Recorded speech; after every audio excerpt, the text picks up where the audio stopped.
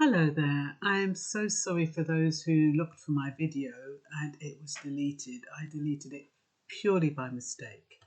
And so now I'm going to have to do it again, and I'm in a totally different place. So it's going to be different from the one I uploaded before. These things happen. Sometimes I think they're meant to happen. I'm not quite sure why. But hey, I'm Myrna Loy. I'm the author of Poetry's, it's quite a hard thing to say, Poetry's Therapist meets Poetry's Teacher. Now, why did I call it Poetry's Therapist meets Poetry's Teacher? That's because poetry has theraped me through life. From the time I was 15 and I was alone in a room and I needed someone to talk to, I talked through poetry. Anytime something bad happened to me, I explained it through poetry. Sometimes most of the times I didn't have anybody to tell, or more to the truth, I didn't have anyone I could trust. So I used therapy as a way of expressing myself. What I find with poetry is that you can express yourself in a way that you can't when you're talking or in prose. So I decided to read two poems. They're different from the ones I put up before. The first one is a mixture of English and Jamaican patois, and it's about when people came into the country years ago, and the kind of things that they encountered, especially on a bus. So this one is Lord, me can't stand it in England, which means I can't stand it in England. Boarding the bus the other day, a burly black woman blocked my way. Wobbling into an already delegated seat, she planted her load between two white ladies' feet. She snarled and then snorted as if ready to bore into the two women sitting each side of her. Just as the bus started pulling off, out of her mouth emanated a laugh. She then started to wheeze, and on blowing her nose, she nervously bawled out the tales of her woes. Lord, me can't stand it in England. This country a go bring me down. Me want to go back on me country, but not even a penny me own. Me say me can't stand it in England. Is where who get this weather from? He kill off me husband and me one girl child and leave me with no one to go reconcile.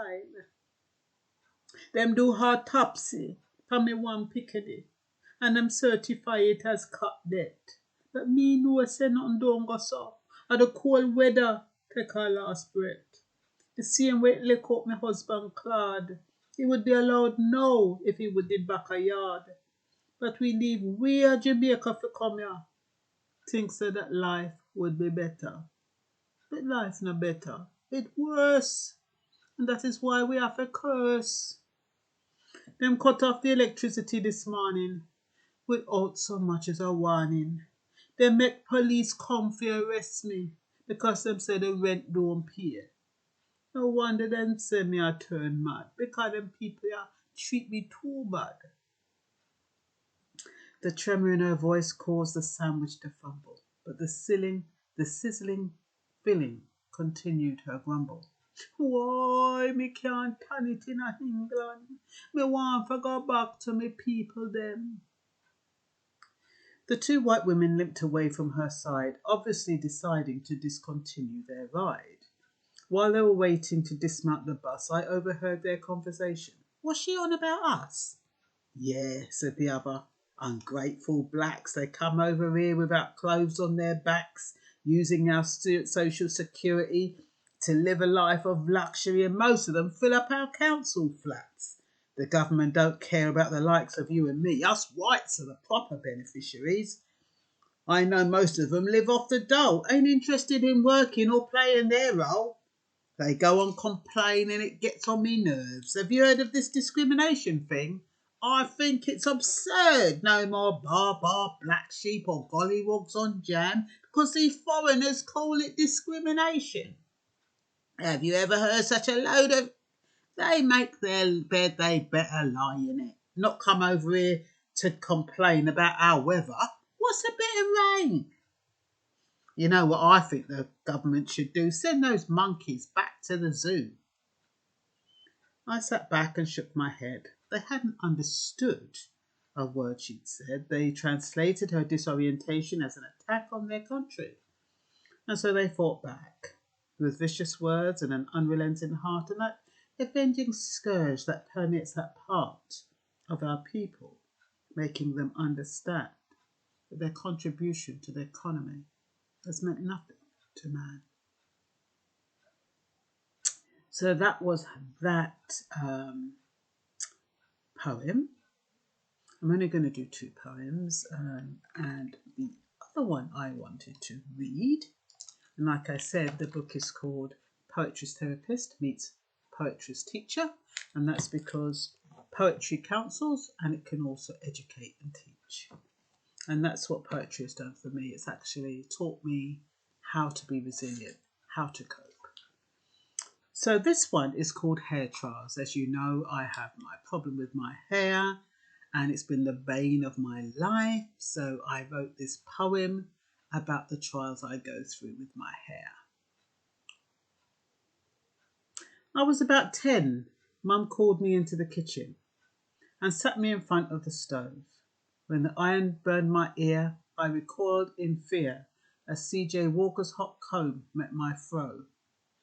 Every week it was the same. Sometimes soon if it rained, when my hair returned to its natural state, my mother would frown, saying I'd let her down by allowing my pressed hair to get wet.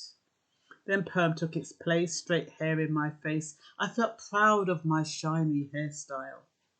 And it wouldn't change back even when it got wet, but it came expensive after a while. Then along came the weave, another way to deceive, because it camouflaged most of my hair. It served the purpose it should while making me feel good, and my own hair required little care. But the weave became expensive and the time it took extensive, and I got bored with its limitations. So I then started to braid, which allowed my hair to behave and gave me license to be more creative.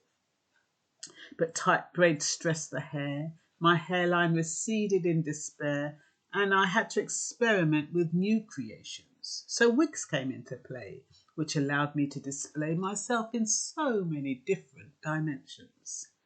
But then the wigs are temporary. They dull and become manky, and sometimes I feel like a fraud. Long hair 1 minute, short hair the next, and the reaction I would get is, good Lord. Some men believe that women who wear weaves are trying to act as though they are white, but for me it's convenience and also expedience in making my hair look just right. I use it as an accessory like earrings that are necessary, and I change my hair to suit my mood. I'm not indoctrinated, so I shouldn't be berated by people who have never understood. It's hard to change minds of native men who are blind to natural beauty because of perception. And for young women too, they have their own personal view of how black beauty is defined by them. Historically, long hair is associated with sexual allure, so unadorned women have been considered plain. So would all men compete if straight hair was obsolete and natural woman was the name of the game? Apart from the grooming process and hairstyles complementing the way one is dressed, there isn't much else to compare. So why would we want to finance hair products that continue to give us a Eurocentric version of hair? I don't want to grow locks because it would put me into a box, so what are the options for me? So rather than stress, I cut off my tress, and now my hair and my mind is free. So now I feel like an African. My non-hair states where I come from. It's the most original living organism. And one thing I know is whether it does or doesn't grow, self-appreciation has to come from within. Now, I hope you like those 2 poems. I hope it encourages you to buy the book. The book is available. I've only got limited copies available. Signed, autographed and signed by me, of course. £10 for 2 weeks only, and that includes postage. After that, they're going on Amazon and they'll be featuring for £12.99. I'll leave it up to you whether you like those poems and whether they encourage you to want to buy the book. And have I got one little short one that might stir your fancy? I just would like a light one. Some of them are quite, I won't say heavy, but what's this? Cyberspace love. Let's try that one. I feel you when you talk to me. I feel you when you come up green. I feel you when I hear your voice come through on my computer screen. Yet never have I seen your face or know which way you spend your days, or whether within cyberspace is where you've always been. Sometimes when I hear your voice, it's disguised in the song of choice, but it doesn't mean I cannot feel, or what we have cannot be real. There is something about spiritual love that breaks through all the cotton fluff and rises strong just enough to warrant being cyber love. That's it. Hope you enjoyed it. Bye-bye.